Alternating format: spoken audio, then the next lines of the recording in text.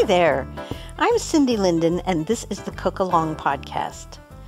There are a couple of rages going on that I thought I should address. There is a craze for vegan food, and it's that healthy thing, although I'm sure you may have guessed by now that very few vegan recipes are vegan by the time I get done with them, which is going to be the case in this one too. But if you want it vegan, you just leave out a couple of the things I'm going to put in, and I will tell you those ahead of time so that you aren't taken by surprise by them.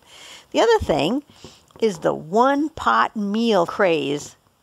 I totally get that. It makes it sound so fast, very easy, and like you don't have to wash many dishes.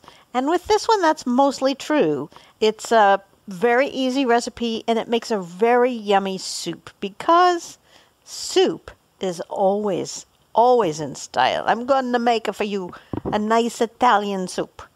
This is a lasagna soup, which is a thing, that's with a capital T, a thing that you might have seen popping up on the internet if you look at recipes there at all.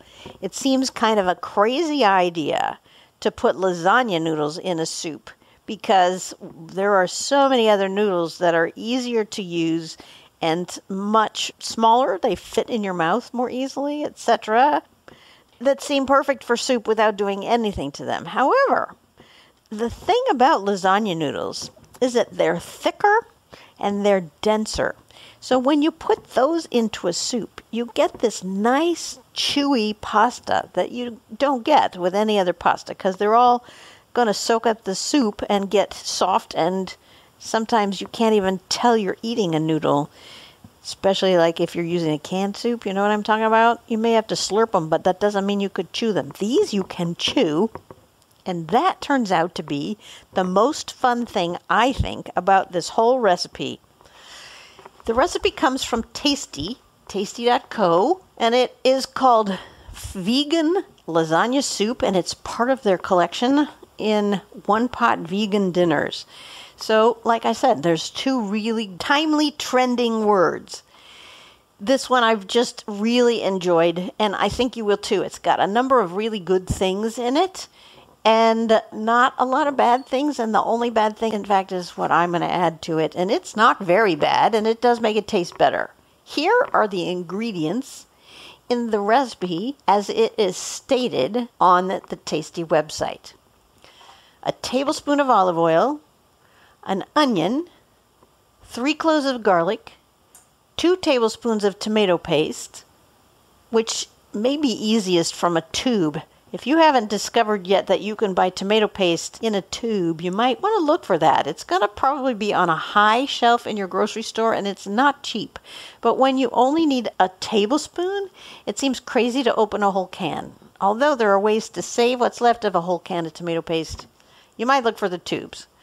So let's see, 2 tablespoons of tomato paste, a teaspoon of dried basil, a teaspoon of dried oregano, a 28-ounce can of crushed peeled tomatoes, 6 cups of vegetable broth. That is, if you're using cartons, a carton and a half, a third of a cup of green lentils, and 8 ounces of lasagna noodles, and we're not going to cook those ahead. They're going to cook in the soup. And 3 cups of fresh spinach, and some fresh basil leaves if you have them. This is optional, but it definitely adds to both the flavor and the color of the recipe. That is what they say to put in here. Now, I've added some things. I recommend a pinch of pepper, because there's no pepper in here. I also recommend a teaspoon of salt, because there's also no salt in here. Now, you get some probably in the vegetable broth, but it's really not a lot, and I think it needs salt.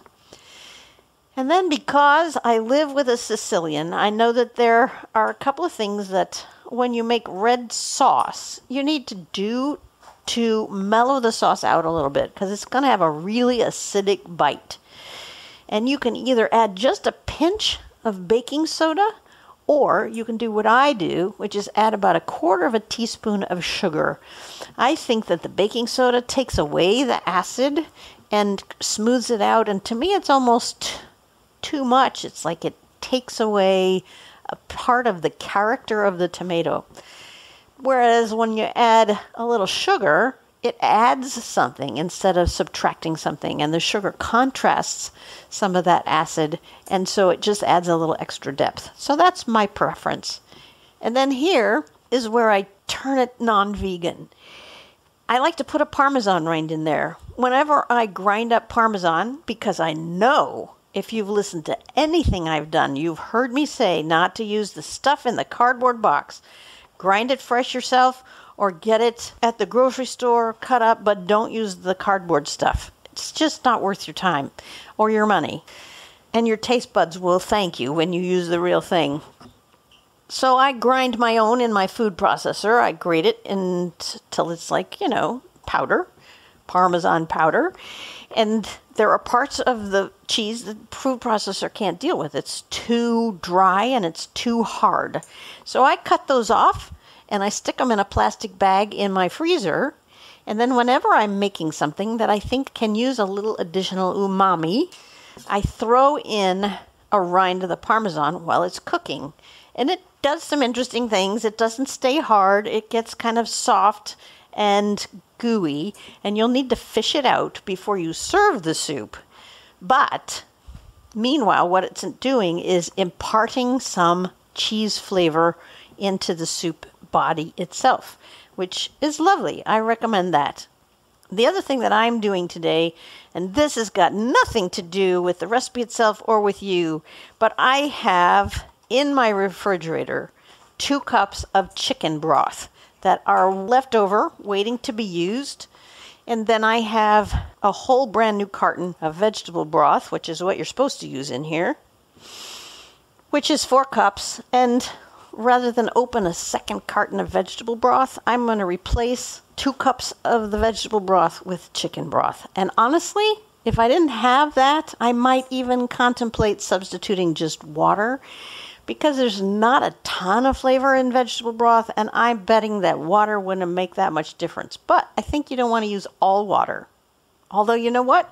If you don't have any broth and you don't want to go to the store and you have everything else you need, give it a shot. I mean, really, it's not going to be bad no matter what because of all the other stuff that is in here. There's some kind of fun things I'm going to be able to share with you as we do this. The equipment is so simple, and of course that's part of the point of this recipe. You want a large pot and something to stir the soup with, and that's about it. I mean, you're going to have to open a can, and you're going to have to chop some stuff. So I guess I should count the knife and the can opener, but really we're talking basic equipment here. And then if you want to do these ahead, you're going to dice your onion, and you're going to mince your 3 cloves of garlic, although I'm going to do that while you're listening. Your lentils should be rinsed. It's just a good idea because sometimes there's little rocks in there and stuff. It's good to rinse them and go over them really quickly with your hands. So it's just 1/3 cup. It won't take you very long, and it's just good practice. And then the other thing is your lasagna noodles. Your 8 ounces of lasagna noodles, you're going to want to break up into little pieces. The recipe, as it's stated, tells you to break them into 2-inch long pieces. The times that I've made it, I didn't make them that big. The thought of trying to eat those, especially if anybody happens to look at you while you're doing it, it just seemed like a bad idea to me to have the pieces be that big. I probably broke them into closer to inch pieces maybe, and they were still pretty big because of course they grow as they're absorbing the liquid in the soup. They get a little bit bigger. I am going to this time break them even further. I want them really quite small. I really liked eating those big noodles, but the people I shared it with felt it was awkward to eat. So I'll make them really small this time, little shards of lasagna noodle, and we'll see if that makes it easier to eat without compromising the thick, dense texture of the lasagna that I told you about. So I'm going to do my do-aheads while I'm talking to you.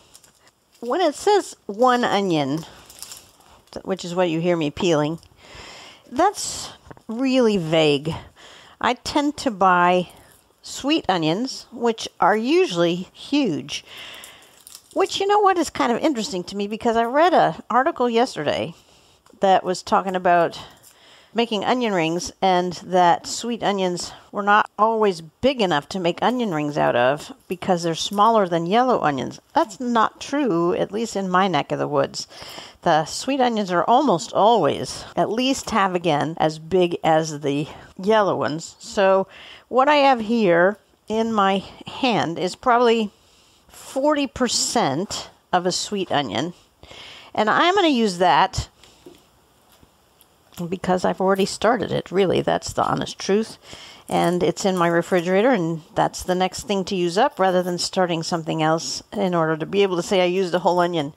Because the other onion I have here is another sweet onion, and it's enormous. It's bigger than a baseball. So what I'm going to do to chop this onion is I've already cut it in half sideways with the root in one hand. All right, now I have the root facing up on the half in front of me, and I'm cutting that in half. And then I'm putting that half root down on the cutting board and slicing sideways, horizontally into this onion up to almost the root. And I'm going to do that twice. And you really got to watch your fingers on this. And then you just sort of slice down with the tip of the knife toward the root end. And you make these notches, and it's not going to necessarily stay together. It's okay, you're chopping them anyway. And then you go crosswise to that. I'm sure this does not translate well since it's just audio, but you can see people do this online. And it just makes less chopping. It means that by the time you've finished doing that, your onion's all chopped and you don't have to chop it up on the cutting board itself. Now I'm doing the same thing with the other half. So the root is up and in my hand, and I am slicing horizontally to the cutting board twice. And then straight down with the point of the knife toward the root a whole bunch of times. And then kind of hold it together with my hand and turn it so the root is now on the cutting board and cut straight down toward the cutting board, perpendicular to where I was before. Chopping onions is kind of a pain. You will find that they produce less of the stuff that makes you cry if you have refrigerated your onion ahead of time. I'm always caught by surprise when I pull one out of my onion basket here on my counter because I forget that if they're not refrigerated, they'll do that. Most of the time I have at least part of an onion in my refrigerator. And I'm just now chopping up a few of the really bigger pieces that are sitting here just because, I don't know, they look too big to me. And that looks like a lot of onion. I was thinking about supplementing it with a little piece of shallot I have left over, but this looks like quite a lot of onion to me. I'm not going to worry about it. The garlic is much easier if you have a garlic press. If you don't have a garlic press, I recommend that you get one. I have told this story numerous times on this podcast, that when it said minced garlic, I always used to mince my garlic. And then I read that a professional kitchen that cooks all day, the America's Test Kitchen, their whole reason to exist is to find things that make life easier and better for household cooks. They use a garlic press instead. So I got myself a garlic press with really big holes, and that's what I do to mince them. They don't mince them at all. They put them through their garlic press. That's 3 cloves of garlic, which, if we haven't done this together in a while, you separate your cloves out. You cut off the little dry end that's just kind of brown and nasty. That's part of what keeps the skin attached to the clove. You just get rid of those. Don't want them. They're no use to you. Use the flat of the knife to smash the garlic cloves a little bit. That will make the skin come right off. Then you just peel them with your fingers. A cook I respect put a garlic clove through their garlic press without taking the skin off first. And I guess it's doable. I just think that, to me, that's counterintuitive, because it means the skin is getting in the way of letting the garlic squish out. It seems crazy. So here's one I'm crushing through the grate right now. Here's number 2. And here goes number 3. You see how much faster this is than standing here and mincing garlic. There was number 3. And then all you got to do is kind of clean it out of the garlic press. And the bits that are inside the garlic press are perfectly good to use. It's just didn't get squished through, but it's still garlic and it's not skin because you peeled the skin off. So you can bunch that up and send it through one more time, or just scrape it out of there and use it as it is, because why not? So that's all the chopping we have to do. Now I'm getting my green lentils, which I have to go down to my basement pantry for. You could use any lentils here, okay? Because there are red lentils, there are brown lentils, there are yellow lentils. The recipe recommends the green lentils because of how long they take to cook. The red lentils fall apart so fast that you really don't have any texture left. They're great for something like dal, which if I have not made that for you, D-A-L, I will. It's good stuff. An Indian dish that you may want to try. But we don't want them to completely fall apart for this recipe. And the green lentils are the ones that will kind of stay the right texture for what we want to do. And I am measuring those into a sieve in order to rinse them off. For those of you who aren't usually vegan, this would be your source of protein. It's a legume, and legumes have a good amount of protein in them. What we're doing is just sort of stirring these lentils around with our hand to see if there's any rocks in there or anything that just looks like we don't really want it. And it also cleans off any dust that's on there. All right, those are now ready to go. And when I first saw this recipe, I thought it was very odd to put lentils in it because it touts itself as lasagna, although it's soup. But I guess that's what I'm trying to say. I would never put lentils in lasagna, and I would never put lentils in tomato soup. So it seemed like it would be interesting. I kind of was intrigued by the idea of the texture that those would give to this soup. I don't care about the vegetarian nature of it because I'd be happy to put Italian sausage or something in here. However, this is really quite good without anything like that. And the lentils give it a little chewiness that are really lovely. Now I have a little silicone finger bowl that I am going to put the herbs in. The dried herbs go in all at once, so you can put them together. So I can just dump them in. And that is, again, a teaspoon of dried basil, which hopefully you have some of that's not too old. You can tell when it stops smelling, it's time to replace it. Or when it's like barely smelling, it's time to replace it. And then a teaspoon of dried oregano. Those are now together in their little bowl. Also in this bowl, because it can all go in at the same time, I'm going to put my pinch of pepper, which I just take from the container on my stovetop, nothing special. The teaspoon of salt. I think it's so odd that there's absolutely no salt in this recipe. I certainly noticed it the first time I made it. I had to add a bunch of salt at the table. Really, why not just take care of it when you're cooking it? And your 1/4 of a teaspoon of sugar. I know it doesn't seem like very much, and that it might seem kind of pointless to you, but I need you to trust me on this. It makes a difference. It makes a difference in how those tomatoes hit your palate. Even just that little 1/4 of a teaspoon.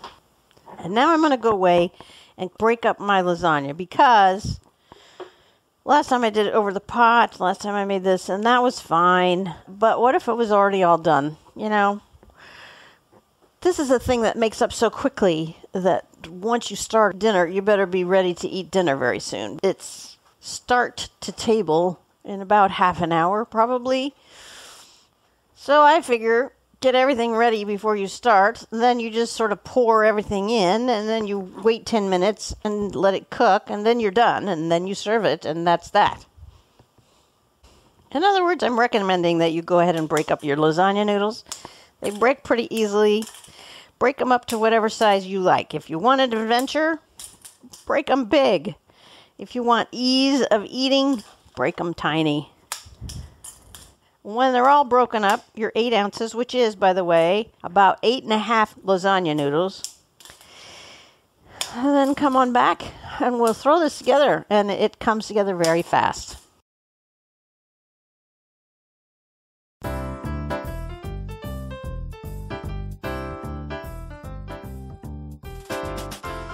There are two more things you're going to want to have ready to go. The first is your fresh spinach. And you'll want to pull out ahead of time your 3 cups of that. Get it measured and into a bowl so that you don't have to think about it later. And 3 cups is a pretty sizable bowl because spinach is big at this point. And you want to kind of squish it down into your measuring cup. You want to fill it up so that it's kind of squashed down because, you know, this is part of what makes this recipe good for you. Everything in this recipe is probably good for you except for the Parmesan cheese rind I'm going to stick in. When you get it into your bowl, it's going to look like you have way more than 3 cups. But it reduces down to almost nothing. If you ever cook with fresh spinach, you already know this. And if you don't, you should. Fresh spinach behaves differently than frozen spinach, and I kind of like that. It's kind of fun how fast it cooks. I have here a package that is 5 ounces. So I've just taken out my 3 cups, and there's maybe another cup worth in here. And I will save that for another day. I was tempted to go ahead and use it, but I think I won't. Because spinach goes in so many things. When it's fresh, you just throw it in and it sort of wilts and disappears and is still good for you. You take your tablespoon of olive oil, which I don't even measure. I just make a little pool of olive oil in the pan on the stove. This is your big pot. Put your olive oil in there and turn the pan on to medium-high. Get your onions ready to go and just watch your pan for a moment. It should happen fairly quickly. I've got an electric stove here, so it takes a little bit longer than if you have a gas one. I could have done this, I guess, on my induction cooktop, but I put it in the wrong kind of pan, so that isn't going to happen now. I do like my induction cooktop. It's a kind of a new toy for me, and I am astonished by how fast it cooks things. Sometimes too fast for me. And something that isn't supposed to boil comes to boiling so fast that I don't even know what to do about it. So I have to be kind of cautious, but I really like it. It's fun to cook with because it's so fast. That's an aside that has absolutely nothing to do with today's recipe. The oil, as it warms up, will start to spread out a little bit and smell nice. Yeah, smells like good olive oil. And then you'll see it start to do something kind of funny. And it'll look like... They call it shimmering, but it's more like it starts to make little waves, but it can't possibly be making waves because nothing is moving in there. It's also close to its smoke point when you're using olive oil in particular, so watch it carefully. In go the onions.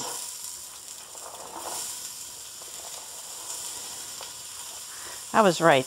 That was way enough onions. This is a lot of onions. And it was maybe, like I said, not even half of a sweet onion. We just need to stir this around in that oil until they sort of soften up a little bit and turn what they call translucent, which they don't really do that, but they will be less white than they are now and more of a sort of, well, I don't know what to say, but softened and not hard and white anymore is what we're looking for. Probably 2 to 3 minutes. I think I have mine a little too hot, turning it down a little bit. We don't even need it all the way transparent. We just want them to start to soften because this is going to simmer for a few minutes and that'll give it a chance to soften these onions up. But by cooking them right now, first, we're releasing a lot of the flavor of those onions that might otherwise not come to fruit if we just cooked them in the sauce without heating them up first. So what they're actually doing is turning a little yellow. I'm stirring them pretty constantly because I don't want them to toast. I'm not looking for them to caramelize in any way. So I'm keeping them moving and fishing out a piece of onion skin I just found. All right. Close enough. They're no longer hard and white. That's good enough for me. Now the garlic. Add the garlic to that pan. Here's where it's going to start to make your whole house smell really good. Also in here goes the tomato paste. That 2 tablespoons that you had pulled out of your tube if you had one or out of your can. And if you took it out of a can, I'll tell you in a second what to do with it. And then your dry spices, so that's the basil, the oregano, the salt, and the sugar and the pepper that we put together. Go ahead and sprinkle those things in there too. And then stir it up, and it needs another 2 to 3 minutes, or until it starts to smell really good and the onions really, they look different. Because translucent to me means you can see through them. You will never see through an onion, okay? It just isn't going to happen. So your guess about when to stop really has to do with when the herbs smell really nice and the onions don't seem hard anymore. And we're talking probably 2 to 3 minutes. It's not a long process. And what I was going to tell you about the tomato paste, you've maybe heard me say before if you listen a lot to this podcast, which is if you take it out of one of those little tomato paste cans, just put some foil or plastic wrap over the top of what's left in the can. Don't put the metal lid back on, just cover it with the foil and stick that in your freezer. And then next time you need tomato paste, what you do is you pull it out of your freezer and you set it in just a tiny bit of warm water or hot water, and then take a can opener to the bottom of the can. And it'll create a way to push that whole plug of the rest of the tomato paste all the way through the can out the top. It's very cool. It's still frozen, but it's a good way to save it, not keep it in your refrigerator where it needs to be used immediately. All right, the next thing we're going to add is the can of crushed tomatoes, which I wish I'd opened earlier because my tomato paste is now kind of burning to the bottom of my pan. But it'll come up when I add this liquid. It's okay. This will kind of deglaze the pan a little bit. So in they go. Get it all out of that can. This is an important flavor component here, this tomato part. This is what makes this lasagna soup. And also in here now goes all of the broth. 6 cups of broth. And like I said, for me, that's going to be 4 cups of vegetable and 2 cups of chicken from the fridge, just because that is what I have. You could use all chicken. You could use all vegetable. I suppose you could use beef. I think it doesn't matter. I do honestly think water would do, although it wouldn't be nearly as flavorful. And I am actually glad I'm using chicken broth because I think chicken broth has more flavor to it than vegetable broth. And then also add your lentils at this point.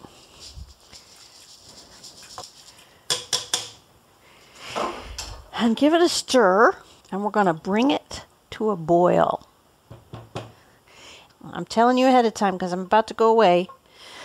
Once it starts to boil, you're going to increase the heat to medium-high if it's not already there, and let it cook for 10 minutes. Don't start your timer until it's actually boiling. Your lentils will be kind of halfway cooked, halfway tender, but not all the way done, all the way through.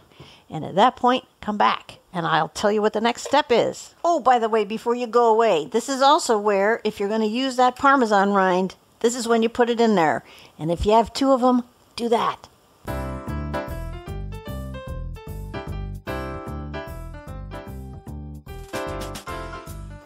After this 10 minutes, you'll find that your Parmesan chunks, if you're using them, I should say rinds because they're not just cheese. Those would melt. That's not necessarily a good thing. But these have sunk to the bottom and they're trying to stick. You'll also notice that your soup has thickened a little bit and that your lentils floating around in there, those green lentils, are still easily discernible. You can easily tell that they're still solid individual lentil pieces. If we had used the red lentils, these would be completely cooked by now, and that would not be a helpful thing because it's going to cook for another 10 or 15 minutes here, and then the lentils would be completely decomposed. No, probably that's a really bad word to use. They would be mush, and there would not be actual beans anymore. What we're doing now is we're adding the noodles. So you got all those broken bits of noodles, or you can stand and break them over the soup if you haven't already broken them up. Stir them around, and you may want to stir this every once in a while so they don't stick together. And then we're going to cook the soup for another 10 to 15 minutes. Set your timer for 10 minutes. Then check your noodles and see if they're done or if they're still too crunchy. And if they're not done, then give it another 5 minutes or so, but you're probably not going to need more than 15 minutes tops. While the soup is in its last few minutes of simmering, we're going to make a garnish for it. I know I don't usually do this, but this particular garnish is fresh basil. I love the taste of fresh basil, and so it seems like a garnish that belongs here. I could eat the soup without, but I really like it in the soup, so there's no point in skimping. I have the basil, let's do it. What we want to do is cut these in what's called a chiffonade, which you've probably seen on food you eat at a restaurant.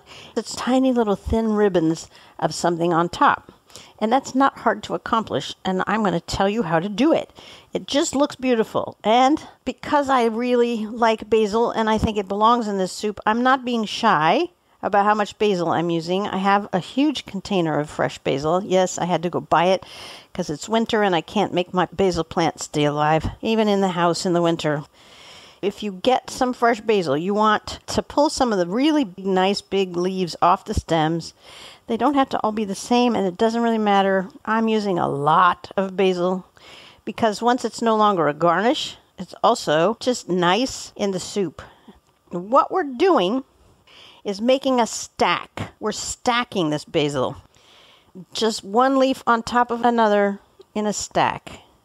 I think I'm going to have to do 2 stacks because I'm using so much basil. So I'm going to make 2 stacks of these leaves. And then I'll take a picture to put on the website to show you. You want to get rid of the stems and just keep the leaves and make beautiful tall stacks of them. If you have an especially large basil leaf, if you want to put it on the bottom of the stack, it might make your life easier in a couple of minutes. I have some smaller leaves. I'm putting those in the middle of the stack and getting rid of the stems. All right, I have 2 stacks here. And what we're going to do is going the long way, rolling up. In other words, not rolling the tips down to the stems, but rolling the long way. You're rolling them into a tube.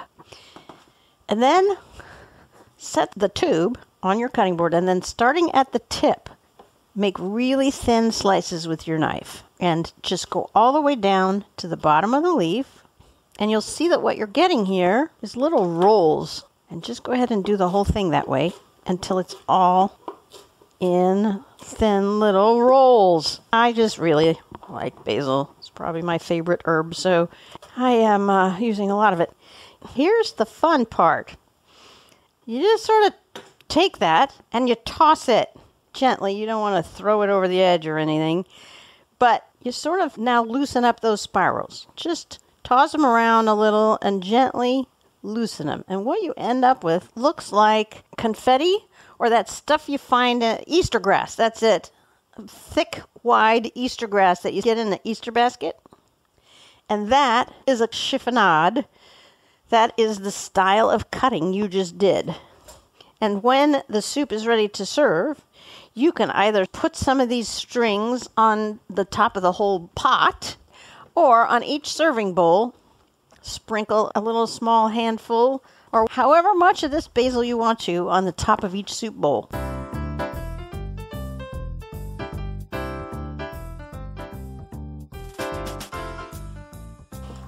You'll notice the soup is a lot thicker now, and really is no longer looking like just broth of some sort. It's looking like a very hearty soup. And we've only got 3 more steps to do, and they're all very fast. The first is, if you can fish through there and find your cheese rinds, this is a good time to pull them out. I found one of mine. I didn't find the other one yet, and I'm not worried about that because I know that when I go to ladle this up, they're going to show up, and then I can just pull it out at that time. The other 2 steps, that spinach that you measured out, is going in there right now. Just put it on top of everything in the pan and push it down in and stir it around. And what's going to happen is it's going to shrivel up and what they call wilt, which really means almost disappear. That's another word for wilting, is almost disappear. it becomes just a tiny part of the soup instead of what looks like it's going to be the only ingredient for a bit there. But have faith, it will go into almost nothing very quickly. Mine is almost all done cooking right now. And the soup is now finished and ready to serve, except for that basil that we did the chiffonade on. And you have two options here, like I said. You could sprinkle that over the soup right now, and it'll get stirred in as you ladle things out. Or put it on top of the bowl as you serve it, which is a much prettier way to do it. Your soup is now done. A one-pot, no longer vegan lasagna soup that you made in about half an hour, and wait till you taste it. You are going to be so happy with this. I was thrilled when I found how good this tasted because it doesn't seem to me like it has very many things in it. It definitely needed the salt. You may even need more at the table. If you've already messed up your vegan characteristic by adding the Parmesan rind I suggested, then you might want to also add some more Parmesan at the table, because why not? Parmesan is always good. I would serve this with a loaf of crusty bread, something Italian-ish. You could serve it, in fact, with garlic bread, and that would be very nice. Very, very nice. Please tell a friend today that you listen to the Cook Along podcast and suggest that they pick a recipe to listen to. All the old recipes are currently accessible on your podcast feed, whatever you use, going all the way back to when I started this 4.5 years ago. Wow. If you want to share a thought about a recipe or an idea for a recipe that you'd like to have me cook as a podcast, you can reach out to me on my website. Again, thecookalongpodcast.com. There's a contact page. Or you could also reach out to me on Facebook.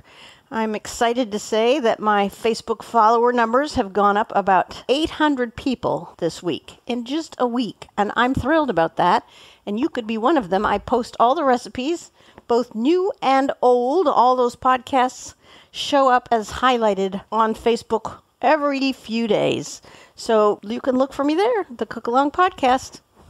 Go enjoy your warm soup. Just kind of revel in how lovely and silky and comforting this is, and how nice it is to have something Italian, because it's always nice to have something Italian. And until next time, happy cooking.